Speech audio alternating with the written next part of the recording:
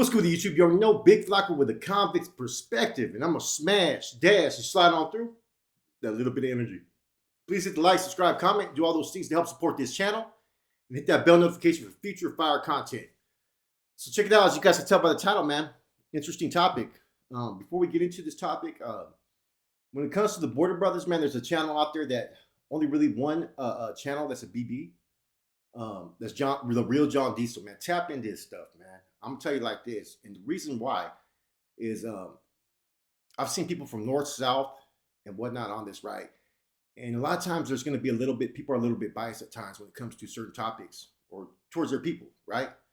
Um, real John Diesel, of course, the BBs later on have clicked up, have an alliance kind of with the South Stars, but now everybody's getting along, north, south, and BBs, right? But if you ever hear him discuss any topics, he keeps it 100, man. He has no problem taking a shot at a Southsider or a Northerner, and he has no problem giving a Northerner props and a Southsider props. It shows respect across the board, man. And he knows major individuals that I personally know. He knows people that I know that are some hitters that he's associated with. You know what I'm saying? And they're known names. He's mentioned two Carnals that actually he mentioned three Carnals I know, NF members from the city. He mentioned Pinky and all those other cats as well. And so he knows people from the streets in there. And he does, he does a lot of interactions with a lot of different rappers and whatnot. And he still keeps it real on whatever platform it is and whatever his feelings are. And you got to respect that. And so I anticipate his BB topics are going to be the same. I'll tap into a little bit. And he got that Bay swag, man. And I like that he represents the Bay. You know what I'm saying? And much respect to him. Check out his channel, man. I think he's going to be one of the next channels that got potential to blow up, man. So respect to real John Diesel. Now, I bring it up because the next topic is going to be an interesting one. A border brother, a BB, subbed up with a Norteno. How do I know this story? I was that Norteno. I was the first termer, San Quentin. His name was Treinta from Juarez, from Puente Negra. That was his neighborhood. Okay, I think it was Puente Negra. This dude was cool, man. He had a lot of respect for everybody. And I learned a lot about his BB movement. And at first, he's had issues before in the past because he had 3 dots in his hand. But for him, anybody knows old school, 3 dots at times would be Mi Vida Loca. Now, there was a time here when the BBs didn't really have an alliance. So the BB's been around, I think, since the 80s, man, if I'm not mistaken. Okay, real John Diesel can correct me. But they were started in TJ. People from Dakota and the East Bay actually had a big influence on the BBs. They had ties there from TJ. Now, it was originally basically a gang that was along the border for the border cities to protect themselves from other parts of Mexico at the time, and then later on into the penal system. Their initial recruitment, from what I was told, right, from Treinta, right, who had a big BB on his chest, who said he had to earn that, was that they're originally from the border cities. They later allowed recruitment for people from other areas, but in the initial stages, they were just border cities, border brother, and people wonder, okay, the BBs in Oakland and the BBs in prison. Okay, well, it started in TJ. It migrated to the prison system, and there's BBs even in Arizona and New Mexico.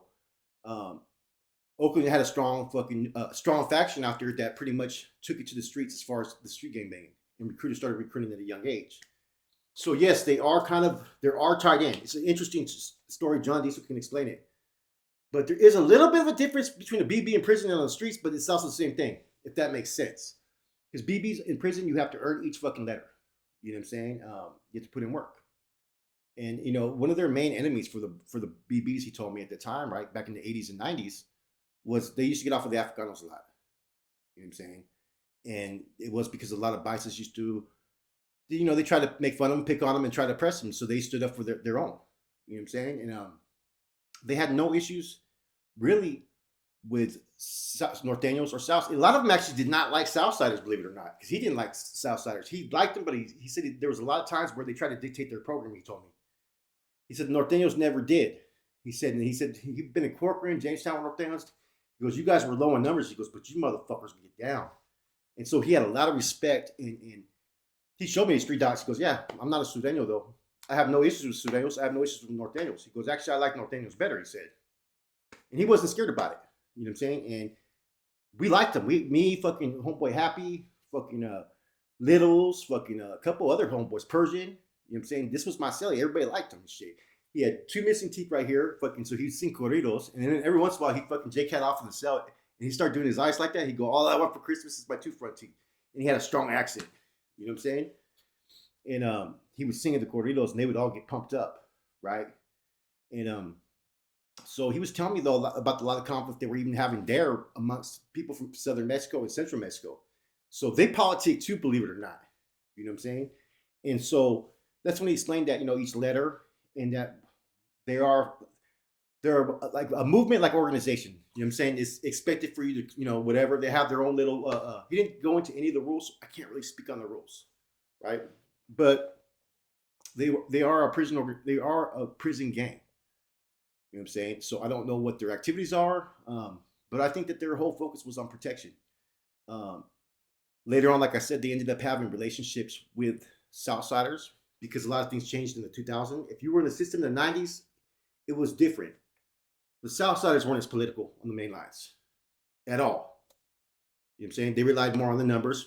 Southsiders were with it though. You know what I'm saying? Northerners, we relied more on security because we were outnumbered. That's why we programmed the way we programmed. And see, the thing is the only time he told me he'd have good rapport with Nortenos is if it was like a bunkie or next door neighbor. But he said a lot of times on the yards where the home Nortenos were small, he said that they were more focused on having to focus on their own security and their own things. That it'd be very rare for them to have interactions.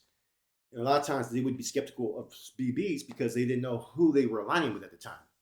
But he said when he was on yards where it was majority Nortenos, he said he kicked it with a lot of Nortenos. You know what I'm saying? And that was his attitude. And he didn't touch base on the BBs or anything like that in the streets. And there's been different things that has happened between the BBs in Alameda County. You know what I'm saying? Corny and all them were trying to let them go out to the fucking program with them. You know what I'm saying? And I think John Diesel can confirm that. Pinky and all them, they were willing to let them go out there. But all it takes is one incident; it just separates everything. And so it's a little bit different. Like I said, the ones in Oakland are totally straight fucking gang banging with it, bro. I mean, not even gang. They're hustlers. They're money makers. They're gangsters. They're all that, man. You know what I'm saying? The BBs, you have the Nortenos, you have the BBs. They're the two strongest factions. No disrespect to the Southsiders from Oakland, who are also with the action, but they're not like Nortenos and BBs out there. The BBs gave Nortenos a run for the money out there, put it that way, and vice versa. But this was my celly. And see, there was no conflict, there was no nothing. And it's very rare to run into a BB because a lot of times they stick to their own. You know what I'm saying? And they're not. A lot of times you're just not watching their functions. You know what I'm saying? They have their hustles, they have their connects, they have all that stuff going on, man. But their policies and procedures does not really affect what everybody else is doing. Now there's a lot more now that are fucking what do you call? I hate to use the word Americanized, but I'm gonna use the word Americanized, where they're from here, they speak good English and all that. The original ones, a lot of them were like in between. You know what I'm saying? But they were Raza. And see, the reason why I think that they gravitated more towards the Sureños, this is my personal opinion, is because at the time when you were up north, when you would run into a border brother, what was the first thing that you think? And border brother I meant by someone that was from Mexico, Paisa, right? What was the first thing a lot of Norteños thought? And they had a little bit of wiggle or gangster to them, you thought undercover Sureño. If they were to say brown pride or border, you weren't going to believe it back in the days. Because a lot of them used to sit there and portray the Paisa role at times because they'd get jammed up. They'd find their cousins and find out about Sureños. Then next thing you know, they're kicking it there. They're wearing all their blue. And next thing you know, they get hit up by some Norteños. They're like, oh, these me brother clothes or me no bang. And shit would happen. So a lot of them took that same attitude to YA. And see, there's a lot of Norteños speak Spanish, man. Sometimes a lot of people from down south do not anticipate that there's that many Norteños that speak Spanish. My fucking hood alone, they speak Spanish first. You know what I'm saying? So a motherfucker like me, I had to start learning real quick when they were talking shit about me. But it was a good experience, man. He ended up being a runner for us. He would take our kites. We got it cleared through the OA. And he was a good dude, man. He was a good celly. And I learned a lot as far as from his experience, from an outsider's view, because he was able to explain to his experience with Norteños as far as being a BB. And he had a lot of love for Norteños. And to be honest, like I said, he had a little bit more animosity towards Sudanos, but that may have been his experience in the '90s. He may have been on the yard where they were trying to fucking dictate the program. I don't know. I can't really speak on something I don't know. That's what he told me. But he didn't have hate for them either. And he used to always say, "What if everybody was together?" That motherfucker did be fucking on and cracking. And so I didn't like how some of the fucking. I actually fucking was getting upset because people are allowed there all day, right? In San Quentin, we were in Donner section, Donner section, and he would sing every once in a while. You know what I'm saying? And you'd have a lot of Afrikaners that would start disrespecting him, and so I fucking wasn't liking that. And that was a lot of things why they always had issues with Afrikanos back then. You know what I mean? And that's not to say fucking all the Afrikanos were fucking hating and mad, right? It was probably a select few that fucking just were trying to be bullies on the tier. There was all that cell soldier. Even in the GP, there's that cell soldier shit that happens. And I'm gonna sell, whoa, whoa, and then nothing happens. You think they're gonna fight, but nothing ever happens, right? And there was some tension over that. And I told him fucking go ahead and sing, bro. All the homeboys did. It wasn't our business, but we're like, you're disrespecting someone who's Mexican, who's Raza, who's fucking of that descent. That ain't right. When you guys are fucking yelling and rapping and doing all your fucking shit all day. You know what I'm saying? We're not doing any of that, but we don't mind that he does this every once in a while. Maybe we like these corridos that he's singing. You know what I'm saying? And that was a different experience. You know what I'm saying? You don't hear too many people talk about that they were sold up with a BB. I was sold up with a BB. We were sellers for about 5 weeks. Good fucking dude, man. And so I never really ever had any issues with BBs. And I learned a lot about the BBs by being a celly. Because I was fascinated with it. I never heard of BBs. I'm thinking A, B, M, A, N, F, and all this shit. You got BBs now. You know what I'm saying? And I really didn't run into any. I ran into maybe one or two before later on. You know what I'm saying? And they were older vatos, and they were cool as well. Because I would ask them, "What are you, BB?" And they'd say, "Yeah." So BBs never had a problem in the prison system acknowledging who they were. You know what I'm saying? And see, some people had misconceptions that some of them were undercover Sureños, like I said. Because I was on the bus from Solano. You're going to Solano, and there was a fucking Sureño that was with the Sureños, right? And we had two Sureños walking on a fucking thing. It was me, Bam Bam, and Tomato, right? And fucking Bam Bam was a big dude. He was ready to take flight on these cats. I'm like, I was gonna crack off now. Because they came in like this and shit, right? Boom. Administration fucking grabbed him because we were on lockdown. That same dude that was a Sureño, about a week later, he was a Baisa. So that's the kind of stuff that when BBs would be approached, you would sometimes they'd be misidentified. You know what I'm saying? And that's the problem with the homeboys is because of experiences with dudes that would not try to bang smooth. When you came in, you were claiming you were a border brother, Baisa. A lot of times people didn't believe it. Like I said, I was in the snake pits. There's a couple times they put the wrong people in there, right? And there's a couple dudes that got fucking smashed on just because of the way they looked. And it was wrong. You know what I'm saying? Just to be honest with you. Whether they banged or not, homeboys would go up to them, what do you bang? What do you bang? Dudes would have bald head, you know what I'm saying, speaking Spanish, no English. They would just assume that they were Sureños at times. And they would get smashed on in the pod. And this was in 213, the last fucking last fucking cell, man. I mean, like I said before, I probably got in more fights in that motherfucking tank, more little melees, and I mean, fighting the same dudes and then being in the cell right afterwards with these dudes. You're gonna learn to respect each other, right? You know what I'm saying? And there's different times where we were outnumbered that in that fucking pod. You know what I'm saying? But we had homeboys over here. They knew if it got out of hand, it was gonna be fucking current. So we go in the back, put up the shitter, and then just go chunk them. Boom, boom, boom. It happened all the time. And it got to the point to where we had a fucking, like I said, a young fucking crowd in there that when people would come in, we were bad. We had dudes rolling it up because we were treating them so bad up in there. But anyways, I'm getting off topic. The BBs. Having a BB as a celly, man, that's an experience. You know what I'm saying? That's why I've never had any ill intentions or ill will towards any fucking, you know what I'm saying, BBs, because my experience with him, it translated over. And see, that's one thing for the Norteno's teachings. You know what I'm saying? Your bonds. You know what I'm saying? Aid all those of Latin descent. So when you establish reports like that and you treat people, you add them into the spread, you fucking bring them in, you give them some hygiene, and you take care of them, you're creating, they may not be your friend, but you're creating someone that's not going to be your future enemy. And see, that was one of our key things. If we can't pull you into what we believe in or have you sympathize with what we're pushing, we can at least neutralize you. And that was fucking key. And he was very useful. You know what I'm saying? And that's why I'm saying each prison would be different. And it's about how your manpower wiggle and how you guys network with your social status skills, right? How you use your PR skills. And that whole interaction, I met BBs later on down the line that respected me once they found out that was my celly. And I was able to talk about certain things. And I don't know a lot about the BBs, but I know a little bit more than other people.